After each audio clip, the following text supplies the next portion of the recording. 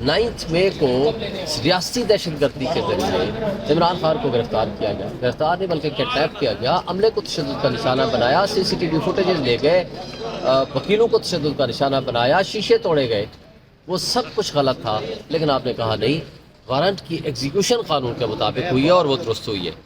اور جس کو سپریم کورٹ نے سبسیکوئنٹلی سیٹیسفائڈ کیا، اور جسٹس اطہر مظہر اللہ صاحب نے پریکٹیکلی ایک چارج شیٹ بنا کے دے دی یہی اسلام آباد ہائی کورٹ کے چیف جسٹس صاحب کے خلاف۔ اور صرف یہ ایک کیس نہیں، جس کیس کا بھی ہم نام لیں، سائفر والا کیس ہو، دوسرا تیسرا جو کیس بھی آتا ہے، تو خدا کے لیے کہ ایک جو ون مین شو والی بات نہیں ہے، یہ ہائی کورٹ ہے، اس کے اوپر لوگوں کا ٹرسٹ ہونا چاہیے، انصاف نہ صرف ہو بلکہ ہوتا ہوا نظر آنا چاہیے۔ جہاں انصاف نا انصافی نہ صرف ہو رہی ہے بلکہ ہوتی ہوئی ساری دنیا کو نظر آ رہی ہے، یہ قابل افسوس بات ہے۔ دیکھیں، لوگوں کے پاس صرف واحد فورم ہوتا ہے، وہ ہے عدلیہ، جس کے اوپر لوگ ٹرسٹ کرتے ہیں، لوگ فیتھ کرتے ہیں، لوگ ایمان رکھتے ہیں کہ نہیں، ہمارے خلاف زیادتی ہوگی تو ہم عدلیہ میں چلے جائیں گے۔ اگر عدالتیں اس طرح کمپرومائز ہو جائیں گے، عدالتوں کے اوپر لوگوں کا انصاف کا اعتماد اٹھ جائے، لوگوں کے اوپر لوگوں کا عدلیہ سے اعتماد اٹھ جائے، پھر افراتفری، پھر انتشار، پھر مایوسی، پھر بددلی وہ اتنی پھیلے گی جس کا نقصان ہمارے معاشرے کو ہوگا، 25 کروڑ عوام کو ہوگا، ہمارے ملک کو ہوگا اور ہماری ریاست کو ہوگا۔ فیصلے کے بعد کیا آپ کا عدالت پہ اعتماد بحال رہے گا؟ دیکھیں، اعتماد تو ہمارا پہلے ہی نہیں تھا، ہم تو آلریڈی لکھ کے دے چکے ہیں 1 سے زائد مرتبہ کہ جناب ہمارے کیسز نہ سنیں، یعنی واپس لینے کیس کون سی بڑا، آج تک مجھے بتائیں کون سا کیس ہے جو کسی بھی عدالت میں، یعنی یہ ریویو پٹیشن تھی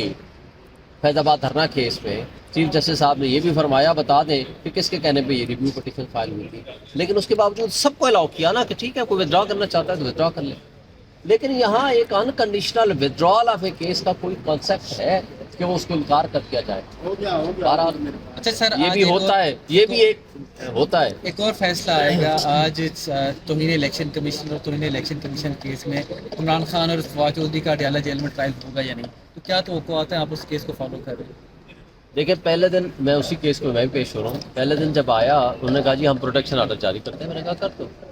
پروٹیکشن آرڈر، وہ انتظار کر رہے تھے کہ جی وہ لے کر آ جائیں گے عمران خان صاحب، نہیں لایا گیا۔ ایک سیکرٹری انٹیریئر نے لکھ کے دے دیا کہ نہیں، تمہارے آرڈر کی کوئی حیثیت نہیں ہے، میں یہ آرڈر کر رہا ہوں کہ آپ جیل چلے جاؤ۔ اس پہ انہوں نے کہا کہ نہیں، میں نے ان کو بلکہ بتایا کہ یہ توہین عدالت ہے، آپ کو عمران خان کے خلاف توہین عدالت نظر آتی ہے، آپ سب سے بڑا اپنے آپ کو ایک آئینی ادارہ سمجھتے ہیں، اور ہیں بھی، اس پہ کوئی شک نہیں ہے، ان کی پاورز بھی ہیں، لیکن توہین الیکشن کمیشن کی پاورز نہیں ہے، یہ الگ بات ہے، یہ بیٹر sub judice court of law. لیکن بات یہ ہے کہ میں نے کہا یہ توہین ہے جو سب سے پہلے آپ کے آرڈر کے اگینسٹ ہو رہی ہے، اس کے خلاف ایکشن لو۔ انہوں نے کہا جی ضرور لیں گے، پرسنلی طلب کر لیا سیکرٹری انٹیریئر کو، لیکن کچھ سیکرٹری انٹیریئر نے کوئی ایسی جدر سنگھی اس کے پاس ہے،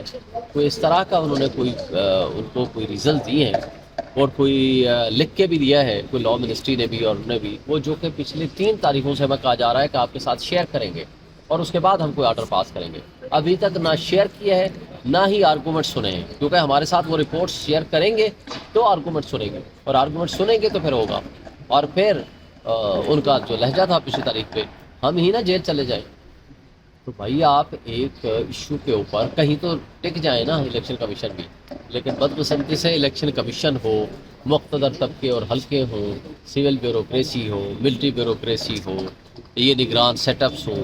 سارا مافیا ہو، سارے ایلیٹس ہوں، ساری پولیٹیکل پارٹیز ہوں، سب لگے ہوئے ہیں عمران خان کو گرانے کے لیے، لیکن عوام اور اللہ کی ذات نے ان کو اٹھایا ہوا ہے، ان کے مقابلے میں یہ سارے بونے نظر آتے ہیں، اور آج 90% عوام عمران خان کے پیچھے کھڑی ہے، اور ان کی تمام ظلم، زیادتی، جبر، بربریت، اس سب کو دیکھ کے